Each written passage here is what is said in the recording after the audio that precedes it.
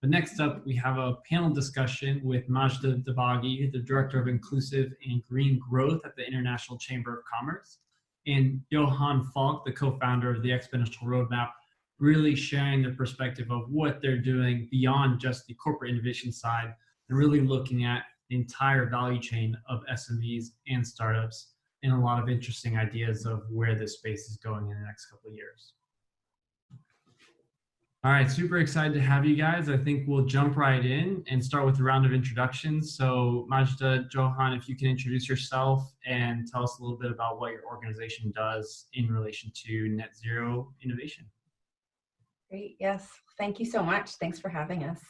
My name is Majda Devaghi, and I am the Director of Inclusive and Green Growth for the International Chamber of Commerce, which is the largest business organization in the world with over 45 million companies.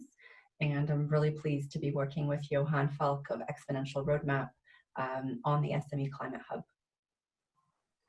Great, and I'm Johan Falk. It's great to be here. So I'm heading up the Exponential Roadmap initiative, which is bringing together organizations and companies which are aligned with the 1.5 ambition and exponential thinking. So we're also behind the Exponential Roadmap and the 1.5 business playbook, and also co-created the SME Climate Hub with ICC, Majda, and the 1.5 supply chain leaders. Perfect. Well, I love your guys' initiative. Super excited to really just jump into things. And so both of you guys are coming together, working together on SME Climate Action Hub. Tell me a little bit more about what that is, why it's important to this transition. Yeah, sure. I can start maybe with that one. Well, we've seen that a lot of supply chain leaders are making bold climate targets, but in order to achieve those ambitions, they really have to work across the whole value chain and really address their Scope 3 emissions. So that will mean that they have to kind of work hand in hand with the suppliers, and especially SME suppliers who don't often have, sustainability teams that can be dedicated to really aligning with the goals that the supply chain leaders have set in terms of climate targets. So one of the things that the SME Climate Hub tries to do is help small and medium-sized businesses that are part of a value chain to really align with their supply chain leaders' goals, whether it's a 2030 goal, a 2040 goal, or a 2050 goal. But beyond that, there are also over 400 million small and medium-sized businesses in the world. It represents really 90% of business globally. And these small and medium-sized enterprises employ over 2 billion people. They're really the backbone of the global economy. And if we are to have meaningful change with respect to being able to curb emissions and really achieve the goals of the Paris Agreement, then we need to support and mobilize those small and medium-sized businesses to take climate action. And that's really what the SME Climate Hub is all about. Ultimately, it's providing the tools and the resources to help SMEs curb their emissions, but also build resilience and gain a competitive advantage. Yeah, that is a staggering stat that you just mentioned, and I love the initiative. I love what you guys are working on. So I'm curious to hear whether you think there'll be kind of different phases of this transition that we can see over the next 30 years, and if so, how would you describe the phase we are in today? Absolutely. So I think the key point is now the laser focus on the next 10 years.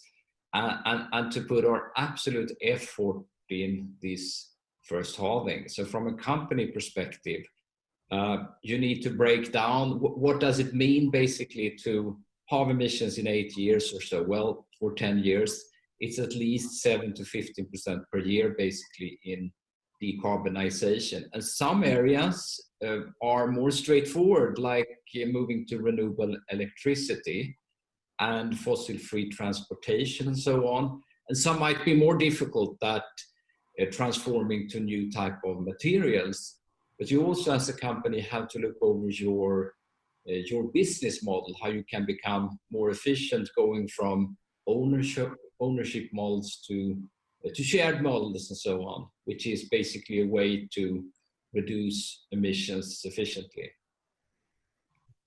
No, I completely agree with what Johan has just described.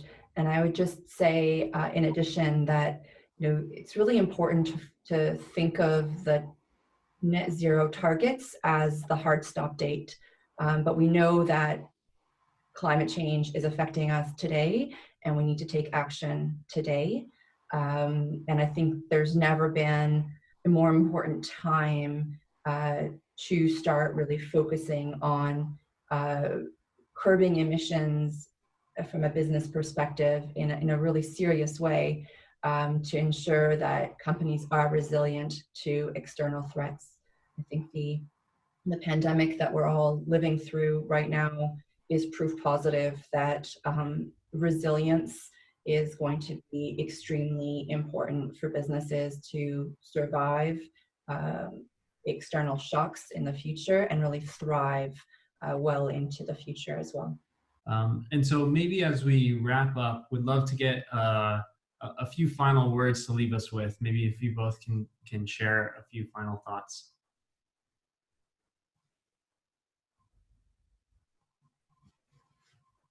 Should I go first?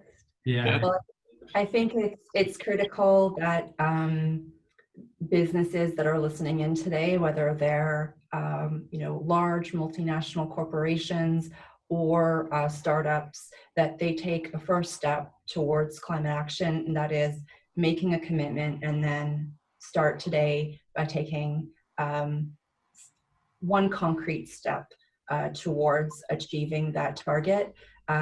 Johan has led a fantastic initiative out of the Exponential Roadmap called the 1.5 Business Playbook, that really outlines in simple steps the kind of strategy that a company can follow in order to achieve the goals of the Paris Agreement. And there's another fantastic initiative of Johan's is the Supply Chain Leaders Group that are really working with their entire value chain to achieve climate targets. And if you're a startup, a green solution provider, a small business listening in today, my message is go onto the SME Climate Hub, make your commitment, and start using the tools that will help you have a better business ultimately. Yeah, thanks for that, Marta, as well. As Marta said, I think every company should and even must integrate climate in their strategy, and the timing is right now, both to contribute, but also to be able to compete. We see a tremendous and absolute shift in the economy, and the new growth will come from solutions which is good for the climate and nature. That is where the growth is.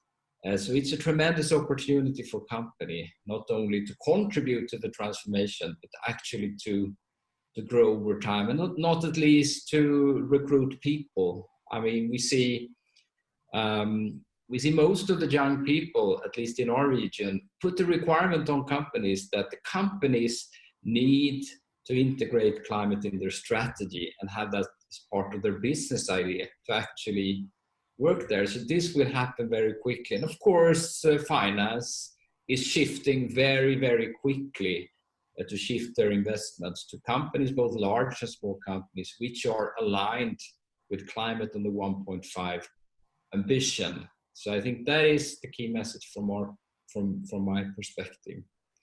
And join the race so we can become the critical mass. Well, I love those final messages. I wanted to thank both of you for joining, sharing your thoughts. Super inspirational. I love the focus that you guys have and the initiatives that you guys have. We're happy to share a few pieces of content as well from you guys, so everyone in the audience can get access to it, can link to it, go directly after this. And I'm expecting we're going to see a lot more from you guys as well. So again, thank you. It's been a pleasure. Thank you. Thanks so much. Thank you.